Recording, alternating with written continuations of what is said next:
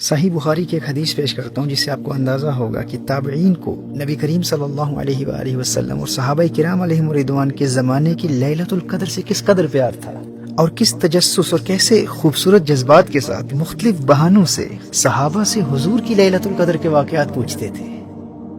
صحیح بخاری کی حدیث حضرت ابو سلمہ رحمہ اللہ جو کہ ایک تابعی ہیں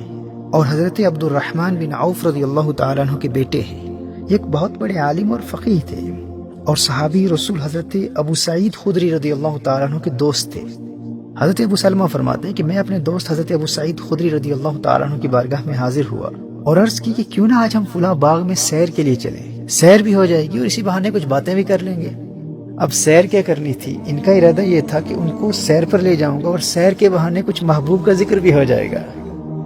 اور خاص طور پر حضور اکرم صلی اللہ علیہ وآلہ وسلم کے زمانے کی لیلۃ القدر میں رونما ہونے والے واقعات ان سے سن لوں گا۔ دیکھیے، جب انسان کو کسی سے حقیقی پیار ہو جاتا ہے نا تو وہ مختلف بہانوں سے اپنے یار کی باتیں کرتا ہے۔ اب جب یہ روانہ ہوئے تو حضرت ابو سلمہ رضی اللہ تعالیٰ عنہ نے حضرت ابو سعید خدری رضی اللہ تعالیٰ عنہ سے پوچھا، حدثنی ما سمعت من النبی صلی اللہ علیہ وآلہ وسلم فی لیلۃ القدر، شب قدر کے متعلق آپ نے جو نبی کریم صلی اللہ علیہ وآلہ وسلم سے سنا ہے کچھ اس کے متعلق مجھے بھی بتائیے۔ حضرت ابو سعید خدری رضی اللہ تعالیٰ عنہ نے نبی کریم صلی اللہ علیہ وآلہ وسلم کے زمانے کی لیلۃ القدر کا ایک دلچسپ واقعہ بیان کیا۔ آپ نے فرمایا کہ نبی کریم صلی اللہ علیہ وآلہ وسلم نے ماہ رمضان کے پہلے عشرے میں اعتکاف کیا، فاعتکفنا معه فأتاه جبریل فقال ان الذي تطلب امامك، ہم صحابہ نے بھی آقا کریم صلی اللہ علیہ وآلہ وسلم کے ساتھ اعتکاف کیا اور جبریل امین نازل ہوئے اور بتایا کہ آپ جس کی تلاش میں ہیں وہ آگے ہے، یعنی ابھی جس پہلے عشرے میں آپ لیلۃ القدر کو تلاش کر رہے تھے اس میں لیلۃ القدر نہیں تھی، لیلۃ القدر ابھی اس سے آگے ہے۔ چنانچہ نبی کریم صلی اللہ علیہ وآلہ وسلم نے دوسرے عشرے میں بھی اعتکاف کیا اور ہم صحابہ نے بھی حضور اکرم صلی اللہ علیہ وآلہ وسلم کے ساتھ دوسرے عشرے میں پھر اعتکاف کیا۔ اب ایک مرتبہ پھر جبریل امین آئے اور آ کر بتایا کہ آپ جس کی تلاش میں ہیں وہ آگے ہیں۔ اب یہاں ایک روایت میں یہ الفاظ ملتے ہیں کہ اس وقت صحابہ کرام علیہم رضوان اپنے گھروں کو روانہ ہو چکے تھے کیونکہ 20 دن مسلسل اعتکاف کے گزر چکے تھے، لیکن نبی کریم صلی اللہ تعالی علیہ وآلہ وسلم نے 20 رمضان المبارک کی صبح کو خطبہ دیا اور خطبے میں فرمایا کہ جس نے میرے ساتھ اعتکاف کیا تھا وہ لوٹ کے آ جائے اور پھر اعتکاف کرے، کیونکہ مجھے لیلۃ القدر دکھائی گئی ہے اور بلا دی گئی ہے۔ اب یہاں مختلف روایات ہیں، اس مقام پر ایک روایت میں یہ آتا ہے کہ تم لیلۃ القدر کو آخری عشرہ کی طاق راتوں میں تلاش کرو۔ اب یہاں نبی کریم صلی اللہ علیہ وآلہ وسلم نے اپنے خواب کا ذکر کیا کہ حضور اکرم صلی اللہ علیہ وآلہ وسلم کو کیا دکھایا گیا ہے۔ فرمایا انی رأیت کأنی اسجد فی تین وماء، فرمایا میں نے خود کو یوں دیکھا کہ گویا کہ میں مٹی اور پانی میں سجدہ کر رہا ہوں، یعنی اس وقت کی لیلۃ القدر کی ایک علامت دکھائی گئی کہ اس رات نبی کریم صلی اللہ تعالی علیہ وآلہ وسلم یوں سجدہ کریں گے کہ مٹی اور بارش کی برسات کی وجہ سے زمین پر گارا ہوگا۔ حضرت ابو سعید خدری رضی اللہ تعالیٰ عنہ ارشاد فرماتے ہیں کہ اس وقت مطلع اس قدر صاف تھا کہ آسمان پر بادلوں کا نام و نشان تک نہ تھا۔ فرمایا لیکن ہم کیا دیکھتے ہیں کہ اچانک آسمان پر ایک پتلا سا بادل کا ٹکڑا آیا، اور ایک روایت میں ہے کہ دیکھتے ہی دیکھتے ہمارے سروں کے اوپر بادل کا وہ ٹکڑا پھیل گیا۔ نماز کی تکبیر ہوئی، نبی کریم صلی اللہ علیہ وآلہ وسلم نے نماز پڑھی، کہا کہ مسجد کی چھت کھجور کی شاخوں سے بنی ہوئی تھی، لیکن اس وقت اس قدر برسات ہوئی کہ مسجد کی چھت سے پانی ٹپکنے لگا۔ فرأیت رسول اللہ صلی اللہ علیہ وآلہ وسلم یسجد فی الماء والطین، جیسے نبی کریم صلی اللہ علیہ وآلہ وسلم نے بیان فرمایا تھا بالکل اسی طرح حضرت ابو سعید خدری رضی اللہ تعالیٰ عنہ ارشاد فرماتے ہیں کہ میں نے نبی کریم صلی اللہ تعالیٰ علیہ وآلہ وسلم کو مٹی اور پانی پر سجدہ کرتے دیکھا، حتی رأیت اثر الطین فی جبہتہ، یہاں تک کہ میں نے نبی کریم صلی اللہ تعالیٰ علیہ وآلہ وسلم کی پیشانی پر خاک طیبہ کا اثر دیکھا۔ طیبہ کی مٹی آقا کی پیشانی کے بوسے لے رہی تھی۔ ہم تو یوں کہیں گے نا کہ گویا کہ زمین سے خاک طیبہ اور آسمان سے بارش دونوں مل کر لیلۃ القدر میں ہمارے آقا کریم صلی اللہ تعالیٰ علیہ وآلہ وسلم کے چہرہ انور سے برکتیں حاصل کر رہے تھے۔ حضرت ابو سعید خدری رضی اللہ تعالیٰ عنہ ارشاد فرماتے ہیں کہ اس واقعے سے اس کی تصدیق ہو گئی جو حضور اکرم صلی اللہ علیہ وسلم کو دکھایا گیا تھا، یعنی مطلع بالکل صاف تھا اور آسمان پر دور دور تک کہیں بھی بادل نظر نہیں آ رہے تھے، اور پھر اچانک ایک بادل کا ہمارے سروں کے اوپر آ جانا اور مسجد پر بارش کی برسات اور حضور اکرم صلی اللہ علیہ وآلہ وسلم کی نماز اور سجدے کی بالکل وہی کیفیت جو حضور اکرم صلی اللہ علیہ وآلہ وسلم نے ہم سے بیان کی تھی، جب ہم نے اپنے سچے آقا صلی اللہ علیہ وآلہ وسلم کے پہلے سے بیان کردہ اس منظر کو اپنی آنکھوں سے دیکھ لیا تو اس بات کی تصدیق ہو گئی کہ وہی رات لیلۃ القدر تھی۔ اس انتہائی عقیدت اور محبت کے جذبات سے مزین حدیث سے آپ کو اس بات کا کسی حد تک اندازہ ہو چکا ہوگا کہ صحابہ و تابعین علیہم رضوان نبی کریم صلی اللہ علیہ وآلہ وسلم کی نسبت سے اس رات سے کس قدر پیار کیا کرتے تھے، اور نبی کریم صلی اللہ علیہ وآلہ وسلم کی نسبت سے حاصل ہونے والی نعمتوں کا مختلف بہانوں سے ذکر کرتے ہوئے حضور کی یادوں میں کھوئے رہتے تھے۔ نہ غرض کسی سے نہ واسطہ، مجھے کام اپنے ہی کام سے، تیرے ذکر سے، تیری فکر سے، تیری یاد سے، تیرے نام سے۔ ان کی یاد ہے ہی ایسی، ان کی یاد سب غم بھلا دیتی ہے۔ ان کے نثار کوئی کیسے ہی رنج میں ہو، جب یاد آ گئے ہیں سب غم بھلا دیے۔ ان کا اپنا مقام کیا ہوگا جن کی یاد ہی سارے غم بھلا دیتی ہے۔ یہ نوازشیں، یہ عنایتیں، غم دو جہاں سے چھڑا دیا، غم مصطفیٰ تیرا شکریہ مجھے جینا مرنا سکھا دیا، صلی اللہ تعالی علیہ وآلہ وسلم۔ دیکھیے، سورۃ القدر وہ سورت ہے جس میں شروع سے آخر تک لیلۃ القدر کی فضیلت بیان کی گئی ہے، اور یہ تمام سورت اسی رات کی اہمیت اجاگر کرنے کے لیے نازل ہوئی ہے۔ سیدنا حسن بصری رحمہ اللہ ارشاد فرماتے ہیں کہ سورۃ الکوثر سورۃ القدر سے پہلے نازل ہوئی۔ انا اعطیناک الکوثر، سورۃ الکوثر میں اللہ نے اپنے حبیب کریم صلی اللہ تعالی علیہ وآلہ وسلم کو الکوثر کی صورت میں ایک عظیم تحفہ عطا فرمایا تاکہ حضور خوش ہو جائیں۔ محبوب کی رضا کی خاطر، محبوب کو خوش کرنے کے لیے نبی کریم صلی اللہ علیہ وآلہ وسلم کو ایک بہت بڑا تحفہ الکوثر کی صورت میں عطا فرمایا۔ لیکن وہ کریم آقا اس وقت تک خوش ہوتے ہی نہیں جب تک اپنی امت کو خوش نہ کر لیں۔ حضرت حسن بصری فرماتے ہیں کہ نبی کریم صلی اللہ تعالی علیہ وآلہ وسلم کو اپنی امت کے لیے بھی تحفہ چاہیے تھا۔ قرآن کریم کی صورتوں کے شان نزول کی روشنی میں ارشاد فرمایا کہ ان دو صورتوں کے نزول میں اس قدر قرب اس لیے ہے کہ جب اللہ نے اپنے حبیب کو الکوثر کی صورت میں ایک عظیم الشان تحفہ عنایت فرمایا تو حضور نے امت کے لیے تحفہ طلب کیا، اور اللہ نے اپنے حبیب کی خواہش کی تکمیل کے لیے سورۃ القدر نازل فرما دی۔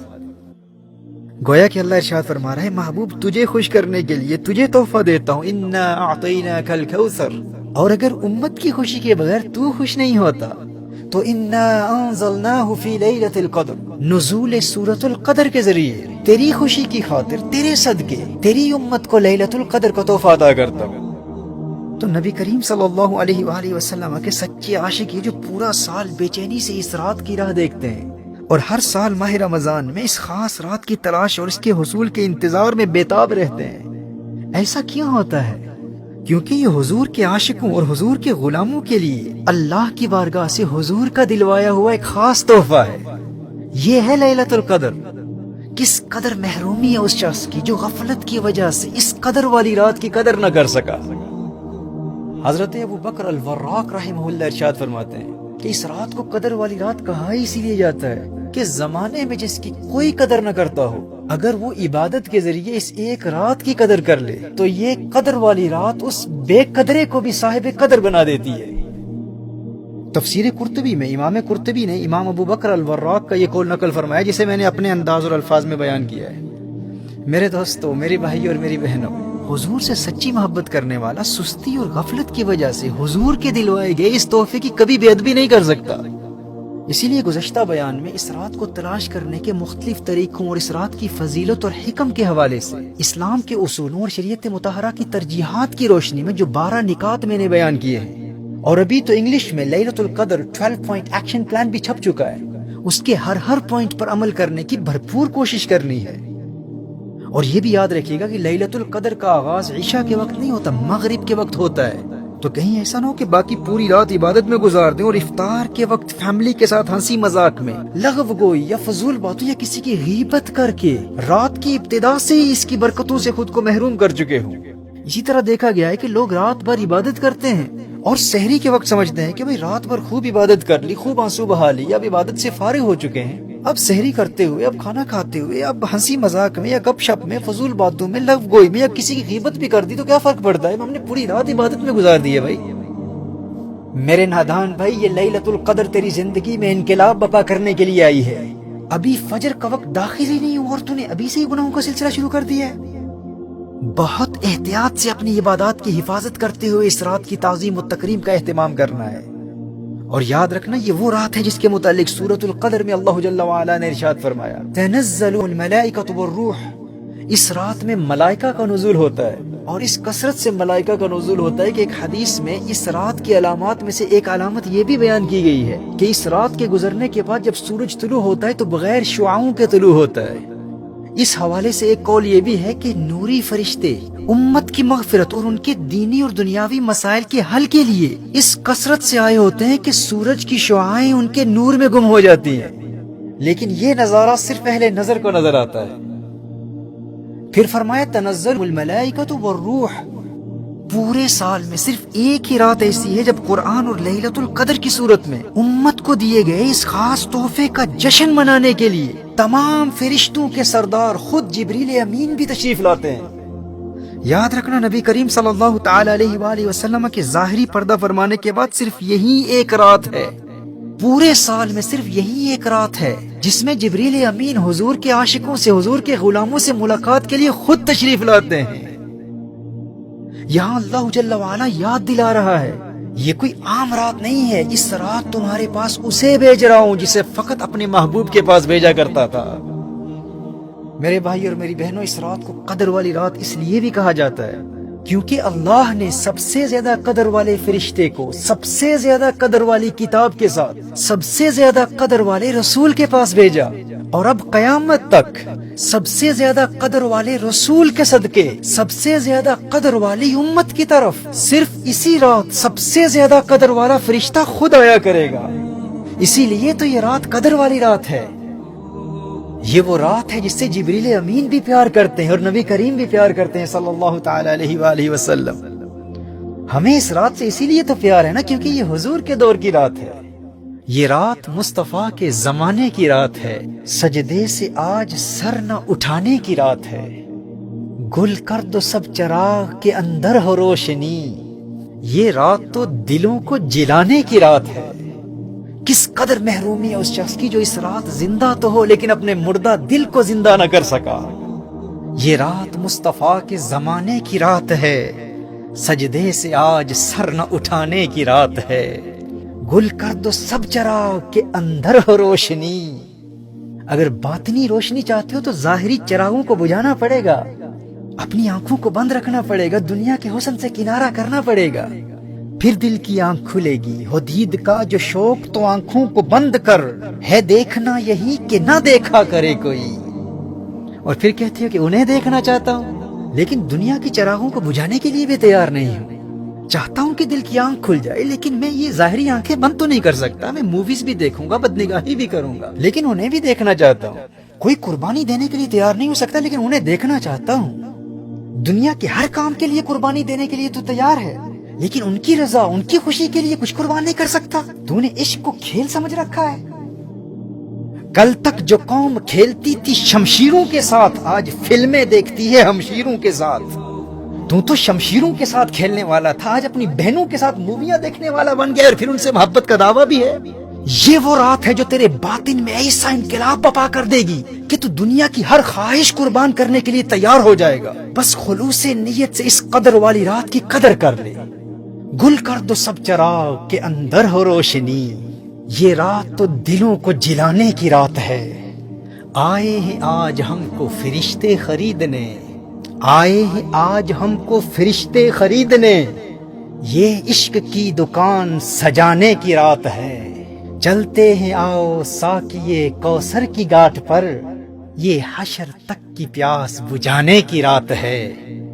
آہوں سے سسکیوں سے دعا سے درود سے، عرش خدا کا پایا ہلانے کی رات ہے۔ پہچانتے بھی ہو کہ نہیں اپنے آپ کو،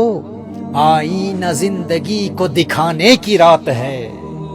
سجدوں کے ساتھ ساتھ مظفر حیات کو،